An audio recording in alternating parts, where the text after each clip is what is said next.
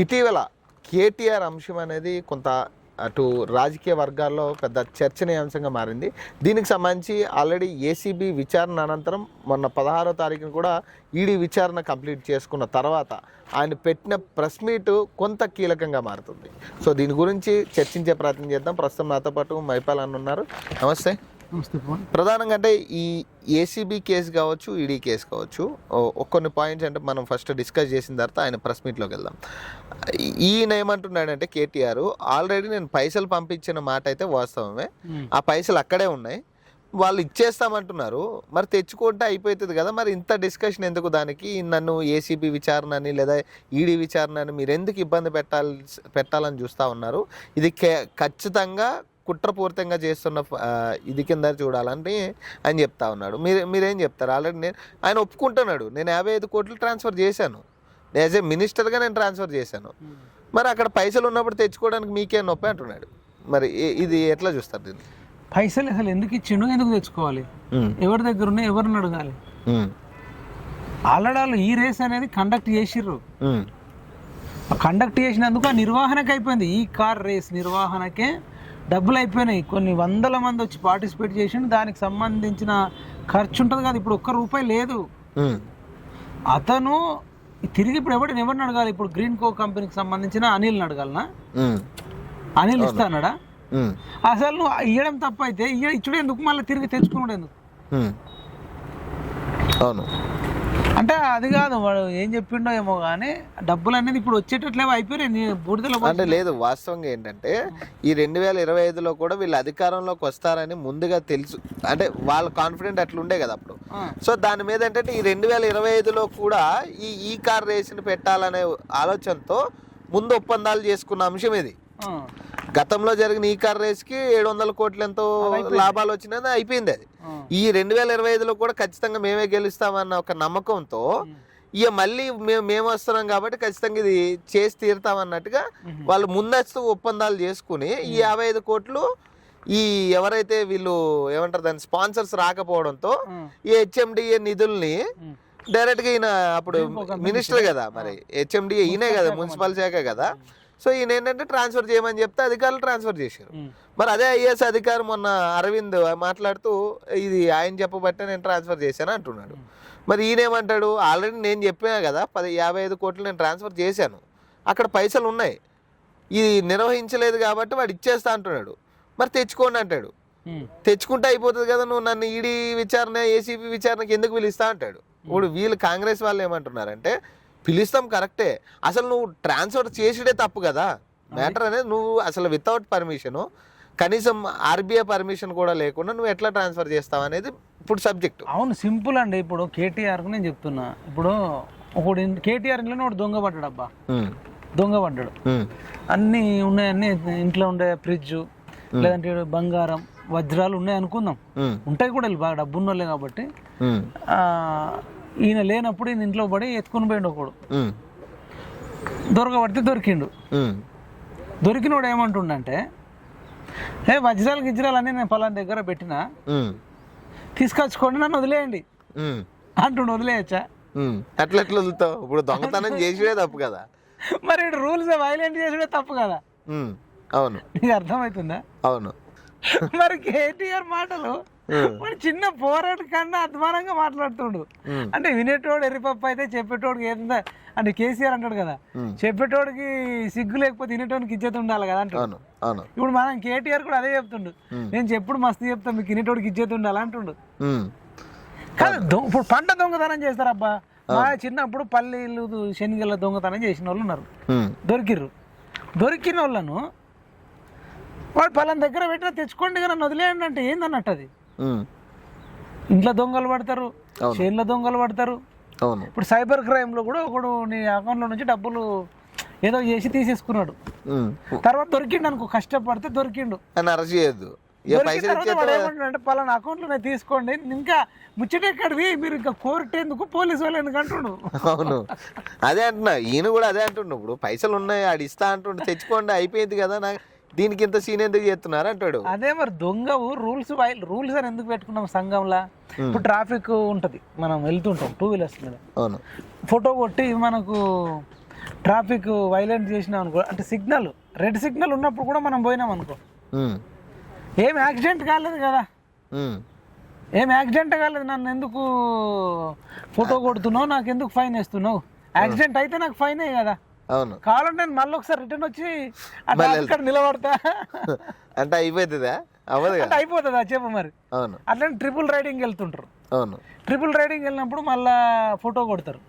అవును సార్, అక్కడ ఎవరికి యాక్సిడెంట్ కానీ ఎవరు చచ్చిపోలేదు కదా, కావాలంటే మేము మళ్ళీ ఇప్పుడు దించండి, మేము ఇప్పుడు డబుల్ రైడింగ్ వస్తాం, ఇప్పుడు ట్రిపుల్ ఎవరికి నష్టం జరగలేదు కదంటే ఏందన్నట్టు.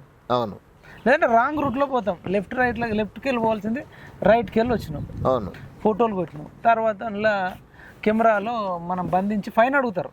అడిగినప్పుడు మనం ఏమంటాం, సార్ మా వల్ల ఎవరికి యాక్సిడెంటే కాలేదు కదా, మేము అక్కడికి వెళ్ళిపోతుంది రాంగ్ రూట్లో అయితేంది, లెఫ్ట్కి వెళ్ళిపోతుంది రైట్కి వెళ్ళిపోతుంది, యాక్సిడెంటే కాలేదు కదా అంటే ఏమన్నట్టు. అవును, మరి రూల్స్ ఈ 55 కోట్లు ప్రజాధనమే కదా, ప్రజలు మోసం చేసినట్టే కదా. మరి మరి ఆయన మాటలు కానీ ఇటు కాంగ్రెస్ వాళ్ళ మాటలు కూడా వాళ్ళు ఏమంటున్నారంటే ఈ 55 కోట్లు ప్రజాధనం ఆర్బీఐ పర్మిషన్ ఉండాలి ఖచ్చితంగా, మరి ఇవి లేకుండా ఎట్లా నువ్వు వేరే దేశానికి ట్రాన్స్ఫర్ చేస్తావు అనేది ఇక్కడ సబ్జెక్టు. లేదు, ఆల్రెడీ వాళ్ళు తీసుకున్నారు, వాళ్ళ దగ్గర ఉన్నాయి, ఇచ్చేస్తా అంటున్నారు కదా, నువ్వు తెచ్చుకో అంటాడు.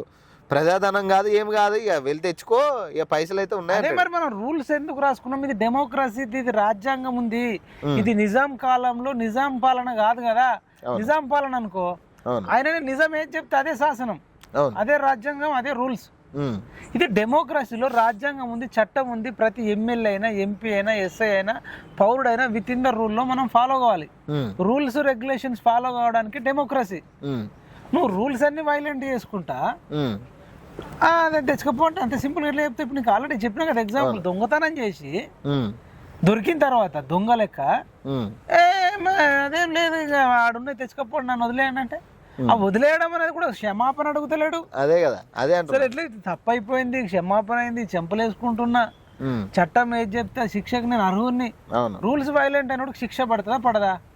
మనం హెల్మెట్ లేకపోతేనే మనకు అన్నోసార్లు ఆపి ఫైన్ వేసిరా లేదా, సార్ నా తలకాయ ఇక్కడనే ఉంది కదా, ఇంకేం కావాలి, ఏం కావాలి, కావాలంటే తలకాయ తీసుకుపోరంటే ఏంది.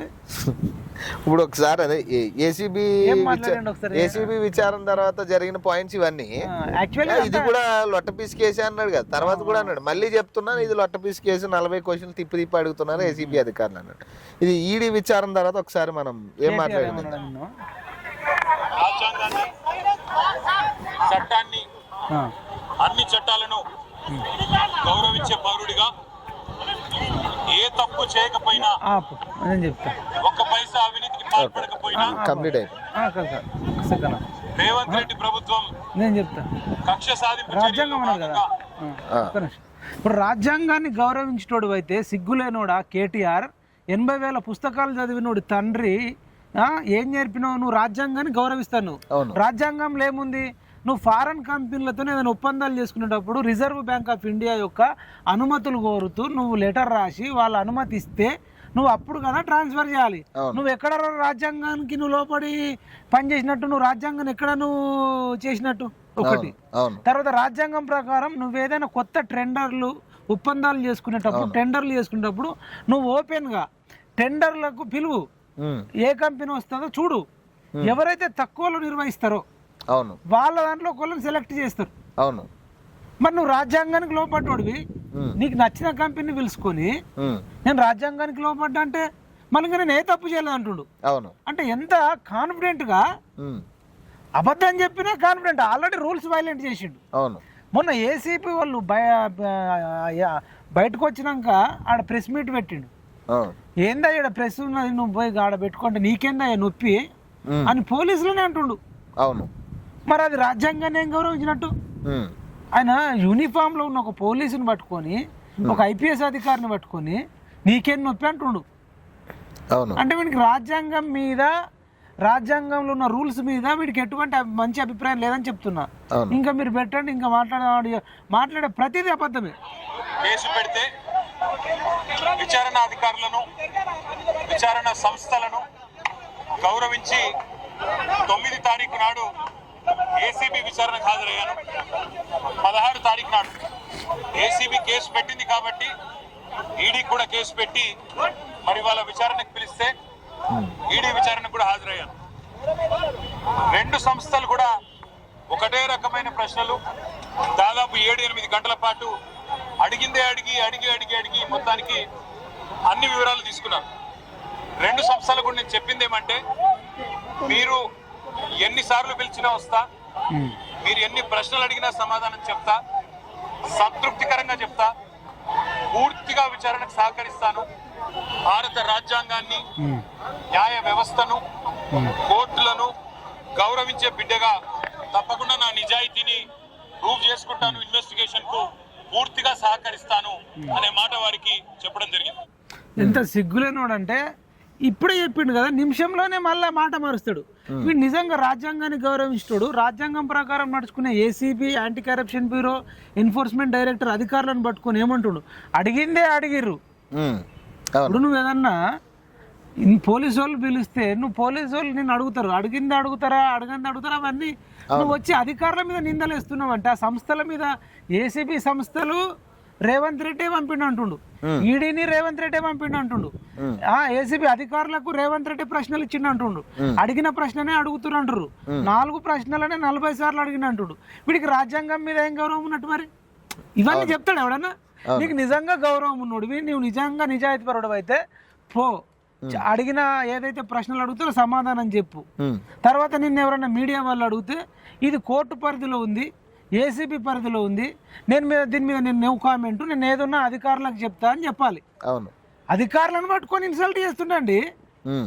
అధికారులే బాధపడుతున్నట, అధికారులే సేమ్ గా ఫీల్ అవుతున్నట. అవును, నేను ప్రశ్నలు అడగడానికి ఇబ్బందులు అంటే సిగ్గుగా అంటే అధికారులు ఇబ్బంది పడుతున్నారు అంటున్నావు అంటే నీకు ఏసీబీ మీద నమ్మకం లేదు, తర్వాత ఈడీ మీద నమ్మకం లేదు, ఏసీబీ అధికారుల మీద నమ్మకం లేదు, ఈడీ అధికారుల మీద నమ్మకం లేదు, ఈవెన్ పోలీస్ అధికారులను కూడా నీకేం నొప్పి అంటుండు.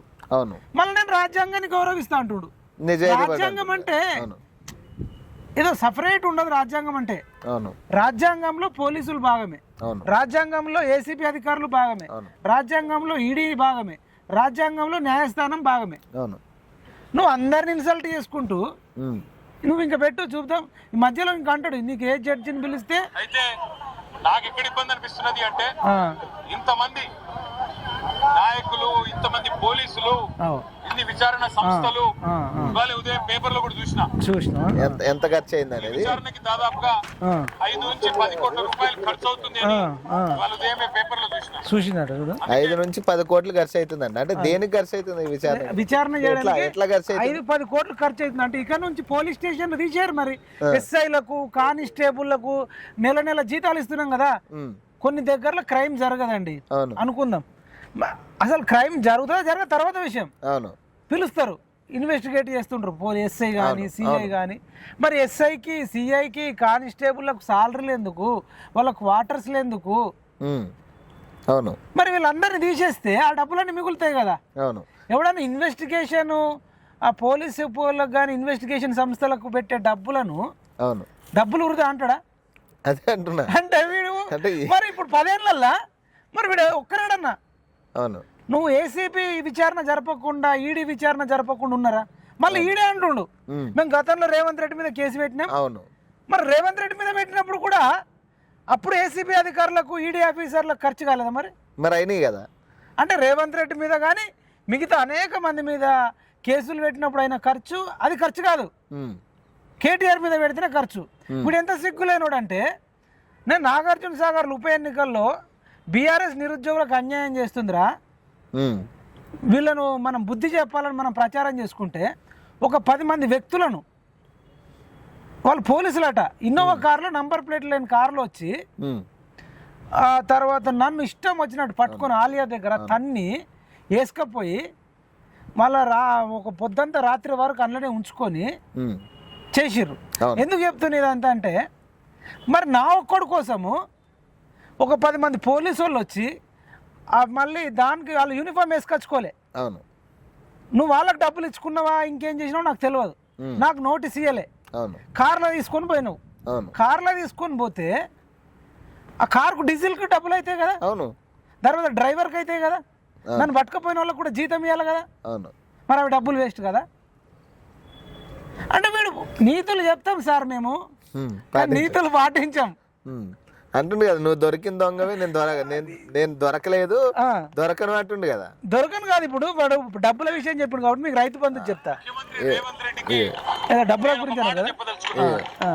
రేవంత్ రెడ్డి గారు, మీరు మీ కక్ష సాధింపు చర్యల్లో భాగంగా మీ మీద ఏసీబీ కేసు ఉన్నది కాబట్టి నా మీద ఏసీబీ కేసు బనాయించినాం, నీ మీద ఈడీ కేసు అయింది కాబట్టి నా మీద ఈడీ కేసు పెట్టినావు. ఏమి ఇబ్బంది లేదు, నువ్వంటే దొరికినోనివి, నేనంటే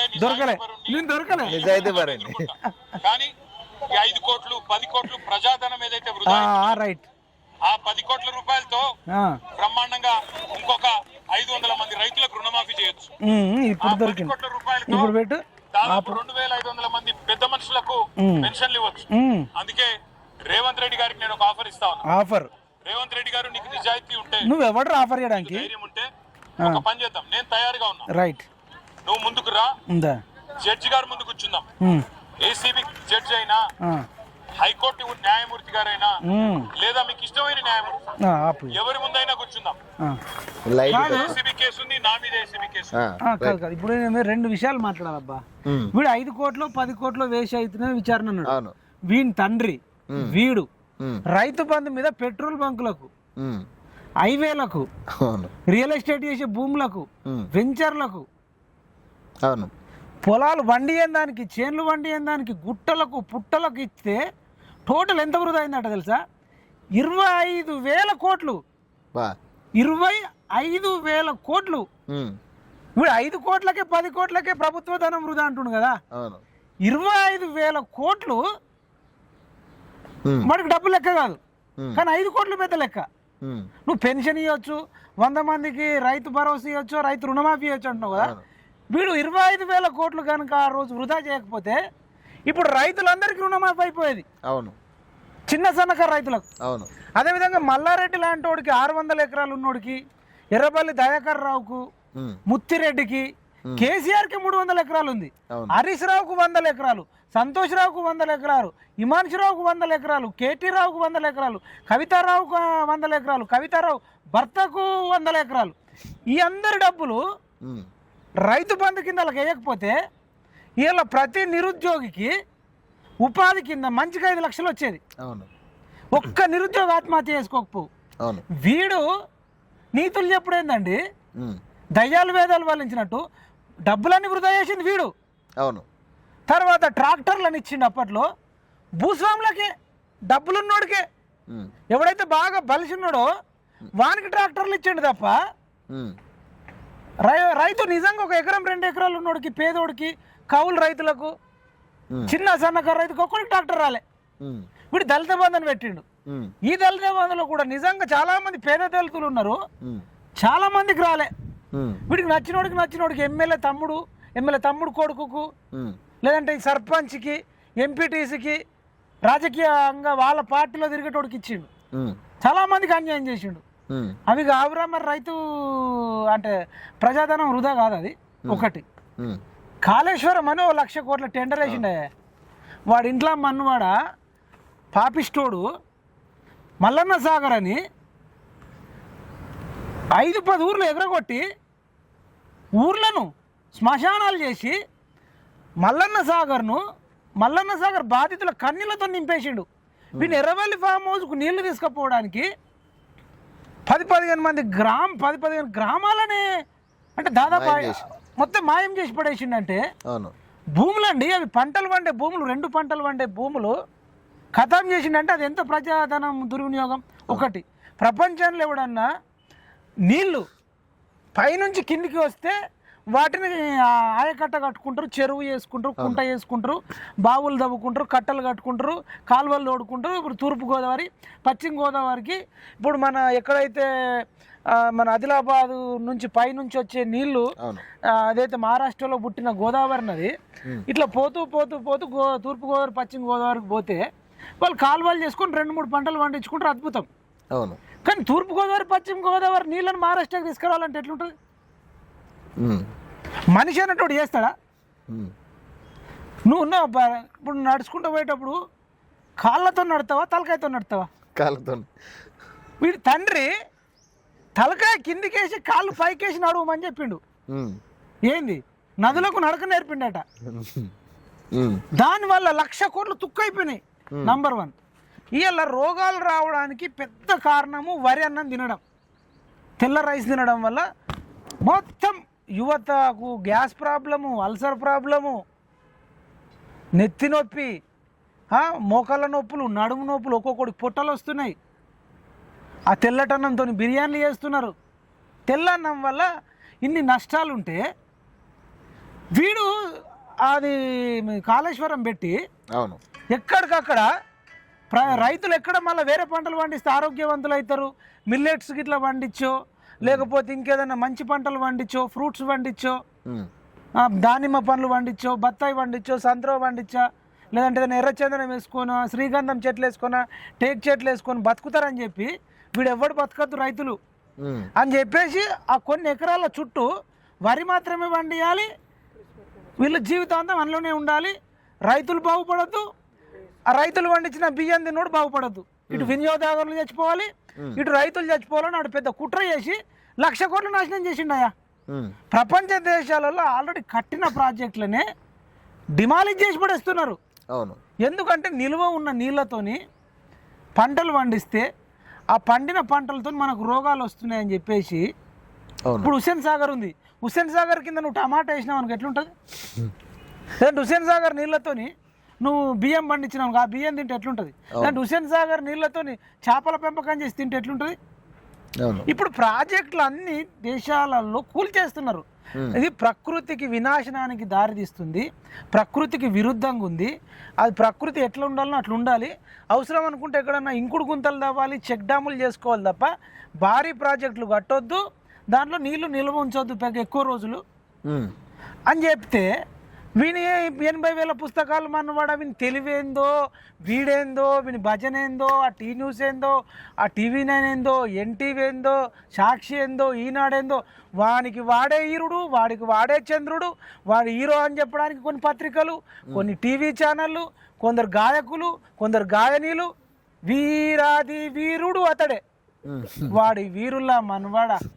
వాడు వీరుడైతే ఈ ఉల్టా 80,000 పుస్తకం చదివి ఒక్కొక్కడు వచ్చి బయటకు చెప్తాడు. గోరెట్టి వెంకన్నలో ఉన్నటోడు ఈయన ఇంకా ప్రజాగాయకుడు. ప్రజాగాయకుడు కాదైనా కేసీఆర్ గాయకుడు అని చెప్పండి. ఈయనకి సిగ్గు లేదు ఇప్పుడున్న ముఖ్యమంత్రికి. కేసీఆర్ గాయకుడికి ₹1,00,00,000 ఇచ్చి వాడిని ప్రజాగాయకుడు అని మళ్ళీ 300 గజాలు మహేశ్వరంలో భూమి ఇచ్చినామంటే రేవంత్ రెడ్డి మెదడులో ఏముందండి? మెదడు ఉందా? పెండు ఉందా? మెదడున్నోడు కేసీఆర్ గాయకుడికి ఇక్కడ పేగులు తెగిపోయేదాకా కొట్లాడినాం. అవును. నిరుద్యోగుల నాయకుడుగా అవును. మాకు ఇవ్వకున్నా సరే ఎవడైతే ఈ రాష్ట్రాన్ని ధ్వంసం చేసిండో, విధ్వంసం చేసిండో, నిరుద్యోగుల ఇండ్లు పుచ్చుకున్నాడో వానికి తీసుకుపోయి నువ్వు వానికి పాట వాడినోడికి నువ్వు ₹1,00,00,000 ఇచ్చి 300 గజాలు ఇచ్చి ప్రజాగాయకుడు నువ్వు ఎట్లా అంటావు? ఎక్కడ ఏ ప్రజల కోసం పాడిండి 11 ఏళ్ళ? వీరాది వీరుడు, సూరాది సూర్యుడు, ఆడట చంద్రుడట. చంద్రుడి నుంచి దిగి వచ్చిన నేల మీద జారిపడ్డ చంద్రుడు, నేల మీద జారిపల్లే బాత్రూంలో జారిపడ్డ చంద్రుడు. వాడు జాతి పిత కాదు, కల్వకుంట్లకు పిత, BRS కు పిత కావచ్చు. పాపిస్టోడు 58 ఏళ్ళున్న ప్రభుత్వ ఉద్యోగుల రిటైర్మెంట్ను 61కి పెంచి సునీల్ నాయక్ లాంటోడు సూసైడ్ చేసుకుంటప్పుడు చెప్పి నేను చెప్పలే.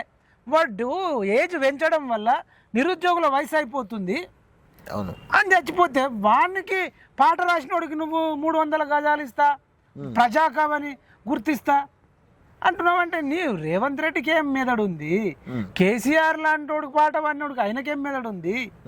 మరి ఈయన ఎంత కాన్ఫిడెంట్ గా చెప్తుండే కదా ఇవన్నీ.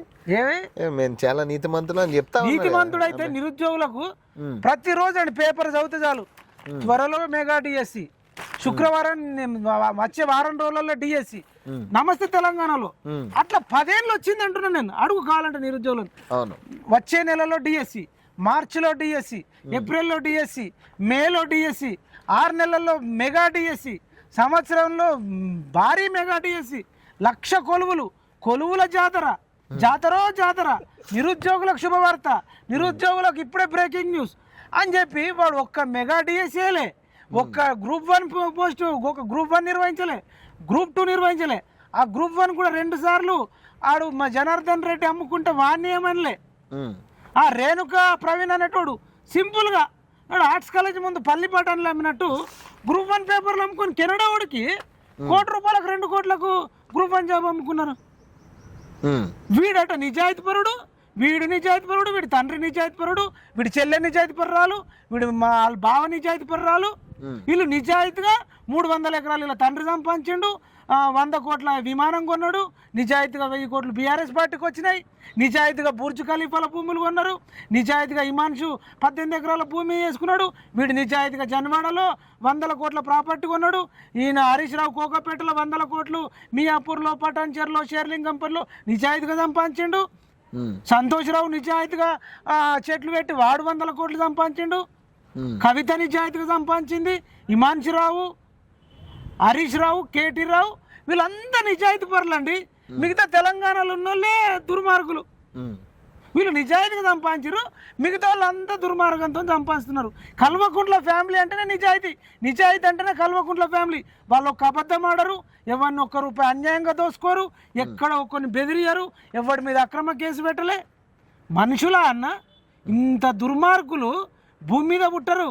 నేనే కనుక సీఎం అయి ఉండి ఈ చట్టాలు మార్చుంటే తలలు నరకాలి అబద్ధాలు ఆడే ముఖ్యమంత్రులై, తలలు నరకాలి మంత్రులై, రూల్స్ ఉల్లంఘించిన ఎమ్మెల్యేల మంత్రుల తలలు నరికే చట్టాలు తీసుకొస్తే ఇవన్నీ బాధలు ఉండకపోవు.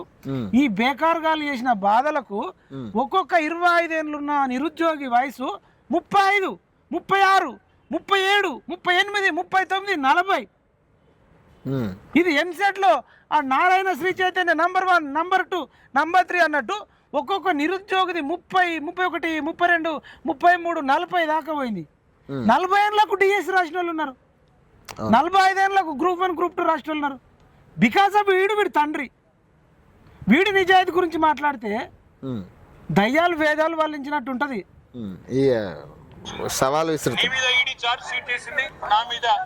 విచారణ జరుగుతున్నది. నువ్వు పుడింగి ఆయన పుడింగి మొత్తం ఈ టీవీలు అన్ని ఉన్నాయి కదా, మొత్తం మీడియా ఉంది కదా, లైవ్ టీవీ పెట్టండి. నేను రేవంత్ రెడ్డి గారు ఇద్దరం కూర్చుంటాం న్యాయమూర్తి ముంగట. మీరు ఏ ప్రశ్న అడగండి కేసుకు సంబంధించి, ఆయన కేసు నా కేసు, ఇద్దరికి లై డిటెక్టర్ పరీక్ష పెట్టండి. ఇద్దరికి కూడా లై డిటెక్టర్ పరీక్ష పెట్టండి. మొత్తం రాష్ట్ర ప్రజలందరూ చూస్తుండగా ఒక 50 లక్షలు 20 లక్షల రూపాయలు ఒడిసిపోతుంది. లేకపోతే ఈ 10 కోట్ల రూపాయలతో అనవసరంగా ప్రజాధనం దుర్వినియోగం అయ్యే విధంగా, ఇంతమంది ఉన్నతాధికారుల టైం వేస్ట్ అయ్యే విధంగా, ఇంతమంది మీడియా సంస్థల టైం వేస్ట్ అయ్యే విధంగా కక్ష సాధింపు విచారణ మంచిది కాదు. నేను రెడీగా ఉన్న రేవంత్ రెడ్డి, నీకు ధైర్యం ఉంటే ముందుకు రా. నీ జూబ్లీ హిల్స్ ప్యాలెస్ లో అయినా సరే, చిరంజీవి బాబు ఒకసారి ఎట్లా చెప్తారంటే, నా ఇంటికి వచ్చినా సరే, నీ ఇంటికి వచ్చినా సరే, అరే బాలకృష్ణ అంటాడు, నా ఇంటికి వచ్చినా సరే, నువ్వు నా ఇంటికి వచ్చినా సరే, నేను నీ ఇంటికి వచ్చినా సరే, స్పాట్ నువ్వు చెప్పినా సరే, స్పాట్ నన్ను చెప్పినా సరే అని వీడికి మంచిగా ఆంధ్ర స్క్రిప్ట్ రైటర్లతో, డైరెక్టర్లతో పరిచయాలు ఉన్నాయి. వాడు మంచిగా రాసిస్తాడు, వచ్చి డైలాగులు కొడతాడు.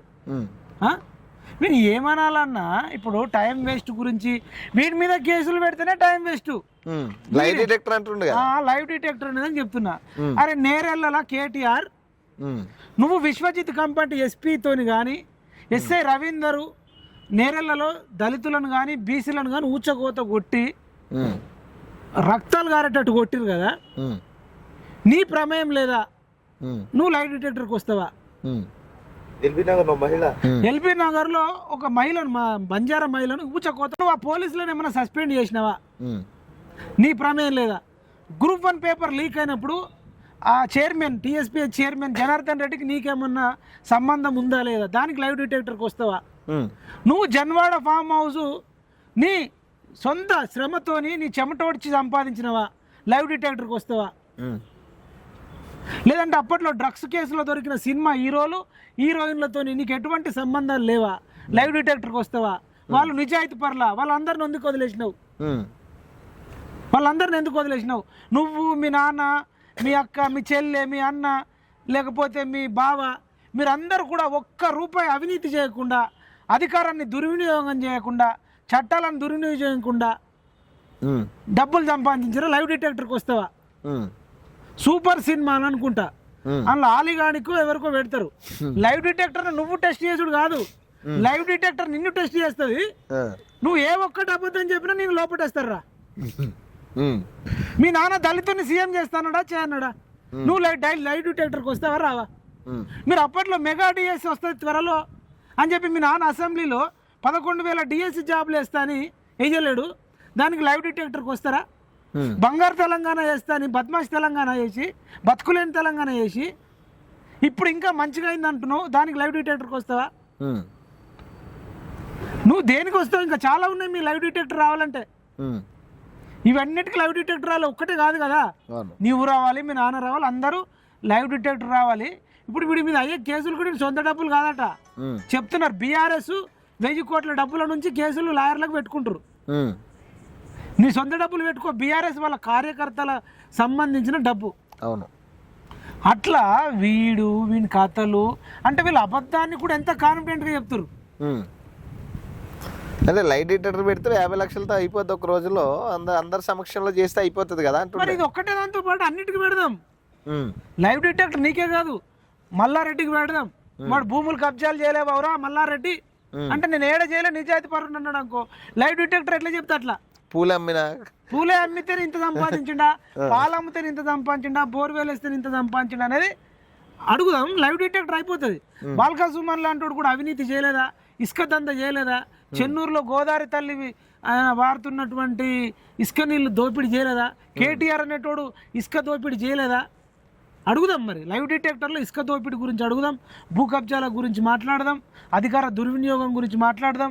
వీటన్నిటి గురించి కూడా కాళేశ్వరంలో మీరు అవినీతి చేయలేరా, వీటన్నిటికీ లైవ్ డిటెక్టరు మనం చేద్దాము.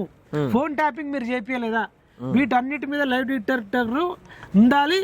గతంలో బీఆర్ఎస్ వాళ్ళందరి మీద కూడా లైవ్ డిటెక్టర్ మంచి మాట తీసుకొచ్చిండు. ఇంకేంది మరి కోర్టులు వద్దుగా, కోర్టులు వద్దు, ఏసీబీ వద్దు, ఈడీ వద్దు, పోలీస్ స్టేషన్లో వద్దు, నేను చెప్తా చేయాలి. మరి నువ్వు 10 ఏళ్ళల్లో నువ్వెందుకు ఒక్కడికైనా లైవ్ డిటెక్టర్ పెట్టలేవు? ఇదే రేవంత్ రెడ్డికి కూడా నువ్వు లైవ్ డిటెక్టర్ పెట్టాల్సింది, మిగతా అందరికి కూడా లైవ్ డిటెక్టర్ పెట్టాల్సింది. మాలాంటి అరెస్ట్ చేయించి కొట్టిపించినావు కదరా, లైవ్ డిటెక్టర్ పెడదామా దాని మీద? వీడంటే లైవ్ డిటెక్టర్ అంటే లైవ్ డిటెక్టర్ సిగ్గుపడుతుంది. దువ్వో గీడు అబద్ధాలకే పుట్టినిల్లు. నేను మిషన్ కానీ వాడు లైవ్ అంట అబద్ధాలు లైవ్ని కనిపెట్టింది వీళ్ళ నాన్న, వీళ్ళ కొడుకు అని చెప్పి లైవ్ డిటెక్టర్ ఏడుస్తుంది తెలుసా? లేదా ఈడీ ఆఫీస్ లో అయినా సరే ఎక్కడైనా నేను లైవ్ డిటెక్టర్ పరీక్షకు సిద్ధం, నువ్వు కూడా రా, ఇద్దరం కూర్చుందాం. అంత అహంకారం పలుపు మదమెక్కి ఎవరి నిజాయితీ ఏందో రాష్ట్రం మొత్తం తెలుస్తుంది. వెంటనే నిర్ణయం తీసుకో. డేట్ నువ్వే చెప్పు, డేట్ నువ్వే చెప్పు, టైం నువ్వే చెప్పు. సినిమా డైలాగ్ సినిమాలతో తిరిగి చేయిస్తా. నువ్వు లైవ్ డిటెక్టర్ పరీక్ష పెట్టి నువ్వు కూడా పెట్టుకొని కూర్చో. ఎవరు ఏందో రాష్ట్ర ప్రజలకు తేలుతుంది. సరే, ఈ కేసు విషయానికి వస్తే విచారణ జరుగుతూ ఉంది. ఇప్పుడే నేను చెప్పాను, విచారణకు ఇంకా ఎన్నిసార్లు రమ్మన్నా వస్తా, ఎన్ని ప్రశ్నలు అడిగినా సమాధానం చెప్తా, ఎన్ని రకాల పరీక్షలు పెట్టినా భరిస్తా. ఎందుకంటే నిజం బేటీ బచావో దానికి రకుల్ ప్రీత్ సింగ్ ఎందుకు పెట్టినావు? లైవ్ డిటెక్టర్ పెట్టాలి. నీకు రకుల్ ప్రీత్ సింగే దొరికిందా బేటీ బచావ్ ప్రోగ్రామ్ కు అంబాసిడర్గా? ఇంకా తెలంగాణలో ఆడోళ్ళే లేరా? ఏ రాష్ట్రం అన్నది? సినిమాలలో యాక్టింగ్ చేసి ఆమెను ఉంది. నిజంగా మన తెలంగాణలో కళాకారులు లేరు, తెలంగాణలో మహిళా రైతులు లేరు, మహిళా యాక్టర్ లేరు. నువ్వు అసలు రకుల్ ప్రీత్ సింగ్ను బేటీ బచావో ప్రోగ్రామ్కి బ్రాండ్ అంబాసిడర్గా పెట్టడానికి రీజన్ ఏంది? చేనేతకు బ్రాండ్ అంబాసిడర్గా సమంతను పెట్టడానికి ఏంది? వాళ్ళిద్దరిది తెలంగాణ కాకపోవడమే క్రైటీరియానా? ఇంకా వీడు జై తెలంగాణ అంటాడు. రకుల్ ప్రీత్ తెలంగాణనా, సమంత తెలంగాణనా? వీడు సోమేష్ కుమార్ని సిఎస్ పెట్టిండు, తెలంగాణలో లేకుండానా? వాడు బీహారు. రజత్ కుమార్ అని పెట్టినప్పుడు ఎన్నికల కమిషన్ వాడు అవినీతి చేయలేదా? రజత్ కుమార్ గాడు వాడిని వాడుకోలేదా మీరు? వాడికి భూమి రాసి చేయలేదా? లైవ్ డిటెక్టర్కు సిద్ధమా? నవీన్ మిట్టల్ను వాడుకోలేదా వీళ్ళు? ఇప్పుడు అరవింద్ కుమార్ చెప్తుండు కదా, కేటీఆర్ ఏం చెప్తా చేసినామని. అవును. వీడు ఇంకా లైవ్ డిటెక్టర్ల గురించి జై తెలంగాణ ఎట్లా అంటారో నాకు చిత్రం అనిపిస్తుంది అబ్బా. రకుల్ ప్రీత్ జై మరి తెలంగాణని నువ్వు ఎట్లా ఇచ్చినావు బ్రాండ్ అంబాసిడర్గా అంటున్నా నేను. సమంతదా, మంచు లక్ష్మిదా, ఎవరిది? ఈయన ఆంధ్రాలో సినిమా దానికే పోతాడు, విదే రామ దీనికి దానికి లాంచ్ చేయడానికో లేకపోతే అంటే సక్సెస్ మీట్కో ప్రీ రిలీజ్ మీట్కో పోతాడు. ఉమ్, పోయేదన్నీ ఆంధ్రలో ఇండ్లలోకి పోతావు, ఉమ్, మళ్ళీ వచ్చి జై తెలంగాణ అంటావు. అంటే తెలంగాణ వాళ్ళు గొర్రెలు అనుకుంటున్నాయా, ఇంకా నమ్మిస్తామనుకుంటారు. ఉమ్, ఇంకా నమ్మరిగా తెలంగాణ వాళ్ళు అరే ఫ్లూటు జింక ముందు ఊదిగా, తెలంగాణ యువత ముందు కాదు, తెలంగాణ నిరుద్యోగుల ముందు కాదు. అయిపోయింది నీ పని, బఫూన్ గాడు అయిపోయినావు. ఆ కౌశిక్ రెడ్డి గారిని ఊర పందిని పెంచినట్టు పెంచి వాడిని పాపం అన్యాయంగా అరెస్ట్ చేస్తున్నట్టు కౌశిక్ రెడ్డి. వాడి యాటిట్యూడ్, వాడు శాసనసభ్యులు లెక్క చేస్తున్నా. అన్యాయంగా అరెస్ట్ చేస్తున్నట్టు కదా కౌశిక్ రెడ్డి కూడా మాట్లాడుతుండే. మేము ప్రశ్నిస్తున్నాం కాబట్టి మమ్మల్ని ప్రశ్నించడం అంటే వాడు నిజాయితీ ఉండి ప్రశ్నిస్తేం కదబ్బా. ఇదేం సమాజం, ఇదేం రాజకీయం, ఇదేం రాజకీయము, ఇళ్ళకెళ్ళి అనలేక పోయినాం అంటుండు. మరి కౌశిక్ రెడ్డి అనేటోడు ఫస్ట్ వైఎస్ఆర్సీపీ, ఇదే రేవంత్ వీళ్ళ మీద రాళ్ళు ఇసిరేండు ఉద్యమకారుల మీద. మళ్ళీ వాడు కాంగ్రెస్ కు పోయిండు, మళ్ళీ కాంగ్రెస్ నుండి బీఆర్ఎస్ నాకే బీ ఫామ్ వస్తుందని చెప్పిండు, మళ్ళా కాంగ్రెస్ నుంచి బీఆర్ఎస్ కి వచ్చింది. నీతులు చెప్తాం సార్, మేము పాటించాం. నువ్వు నిజంగానే ఏ పార్టీలో ఫస్ట్ జాయిన్ అయినావు అందులోనే ఉంటే ఏం కాదు. వీడు కౌశిక్ రెడ్డిది ఆ పార్టీ కాదు, కేసీఆర్ది ఆ పార్టీ కాదు, మల్లారెడ్డిది కాదు, గంగుల కమలకర్ నేను వేసుకొని పోతున్నాడు, రమణ అన్న వేసుకొని పోతున్నాడు. రమణ ఆయన పేరు జగిత్యాల రమణ, ఆయన టీడీపీకి వెళ్ళి బీఆర్ఎస్కి వచ్చాడు. గంగుల కమలకర్ టీడీపీ నుంచి మళ్ళీ బీఆర్ఎస్కి వచ్చాడు. వీళ్ళని పట్టుకొని నువ్వు వాళ్ళని ప్రశ్నిస్తావా సంజయ్, డాక్టర్ సంజయ్ని జగిత్యాలమ్మని. వీళ్ళు పార్టీలు జంపులైన ప్రశ్నిస్తే ప్రజలు సిగ్గుపడుతురు. ఇది ఇట్లా నడుస్తుంది. అంటే మరి కౌశిక్ రెడ్డికి మరి ఇటీవల అంటుండే కదా, టచ్ చేసి చూడు న్యాయం గెలుస్తుంది అంటుండే కదా. మరి మా రామన్ ఎట్లా అరెస్ట్ చేస్తారు, టచ్ చేసి చూడని చూద్దాం ఎట్లా ఉంటుందో తెలంగాణలో, ఎట్లాంటి పరిస్థితులు వస్తాయో. అన్యాయంగా మేము ప్రశ్నిస్తున్నాం కాబట్టి మీరు అరెస్టులు చేస్తాం అనేది కరెక్ట్ కాదు అని చెప్తా ఉన్నాడు కదా. పోలీసులకు కూడా మొన్న వార్నింగ్ ఇచ్చిండు, పోయిచ్చి అదే అది రాసుకుంటాం ఇది రాసుకుంటాం అంటున్నాడు. అదే ఇప్పుడు చట్టంలో చాలా మార్పులు రావాలి పవన్. ఎందుకంటే దుర్మార్గులే దుర్మార్గం గురించి మాట్లాడుతారు, దుర్మార్గులే నీతి వ్యాఖ్యలు చెప్తున్నారు. కాబట్టి కౌశిక్ రెడ్డి వీడు మీరు నాకు ఓటేయకపోతే నా కూతుర్ని చంపేస్తా, నా భార్యని చంపేస్తా, తర్వాత నేను చచ్చిపోతా, నా విజయ యాత్రకు వస్తారా, నా శవయాత్రకు అంతిమ యాత్రకు వస్తారా అంటే వీడు బ్లాక్ మెయిల్ చేయడం వల్ల హుజూరాబాద్ ప్రజలు ఓటేసి బ్లాక్ మెయిల్ చేసి గెలిచిండు. హుజూరాబాద్ ప్రజలకు న్యాయం చేయరా అంటే అరే మరి బరి తెగించిన ఒక దున్నపోతు కంటే దారుణం అండి. చేనుల పట్ట దున్నపోతు మెసిలినట్టే మెసులుతున్నాడు. అది ఏంది అది? వీళ్ళు మారలేదా? ఇప్పుడు ఇలా సబితా ఇంద్రెడ్డి ఏ పార్టీ నుంచి ఇక బీఆర్ఎస్ కు పోయింది. తలసాని శ్రీనివాస్ యాదవ్ ఏ పార్టీలో గెలిచిండు? మాగంటి గోపీనాథ్ ఎవరు? అందరు బయట వాళ్ళే కదా. నువ్వు వాళ్ళని అప్పుడు అడుగుంటే ఇప్పుడు నీకు ఎలిజిబుల్ ఉండు. కాబట్టి వీళ్ళ ఆటలు ఇంకా కొనసాగుతూనే ఉన్నాయి. అసలు చట్టాలలో మార్పు తీసుకురావాలి. ఇట్లాంటి క్రిమినల్స్ మీద తలలు నరికేసే చట్టాలు రావాలి.